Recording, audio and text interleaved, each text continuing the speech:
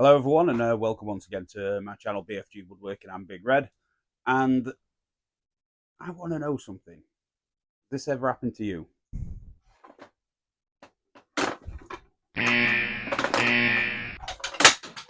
Or this?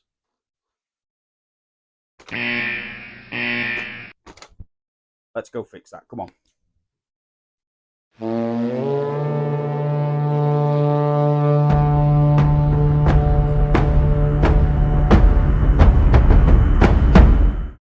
Alright, so if you're anything like me, you're going to be working with one of these small job site saws. I've got the Dewalt, seems to be one of the more popular ones. So that's why I'm going to design this to fit this one. Hopefully, if you've got something different, you can take some inspiration from this and then go adapt it to whatever one you have. I don't have enough space for a big cabinet saw as much as I would love one. I've tried modifying my table saw, the Dewalt one, as much as I can to try and get it to act as close to a cabinet saw as I possibly can. The biggest issue when using these is any sort of equipment, so miter gauges, tapering jigs, cross-cut sleds. There's just not enough infeed for them to be stable. They tip up off the edge. So I've seen people modify these with little flip-up infeed tables, stuff like that. The best one I saw was Izzy Swan's. Don't know if you've seen his. His just clips onto it. You can take it on and off, and you can use it to the left or the right of the blade. So that's what I wanted. He did say in his original video he was going to make one for the Dewalt Saw, but I've never seen one. There's definitely not one on his website. And even if he did sell it, it doesn't ship to the UK. So that leaves me to make my own. So what we're going to use is this gap here as our attachment point for the jig. What it needs is a bit of angle iron to sit in there, wood on top, and something to push against this to stabilize it up. So what we're going to do is just measure this bit here and then how far it is from the table bed to that bit, because obviously that's where the wood needs to sit.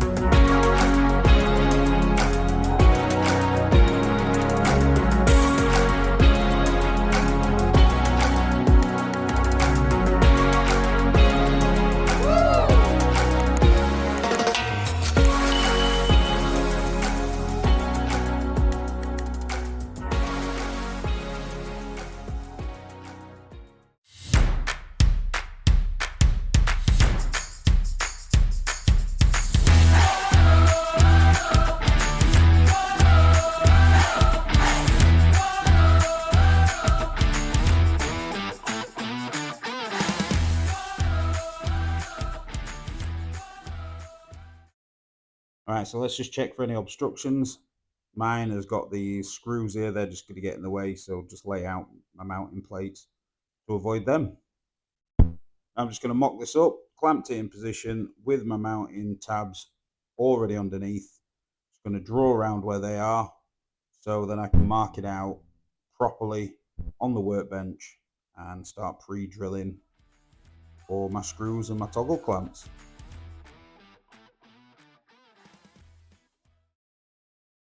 And there you go, see everything's all mounted on now. Nice and secure, lined up. You can see that black line, that's where the bar on the Dewalt Saw hits, so I had to just make a note of that so to get my toggle clamps right. Also, there's a little lip under there you need to account for. So what I had to do was just to readjust the tabs and raise the toggles up on some washers. That's all sorted, so let's try it out.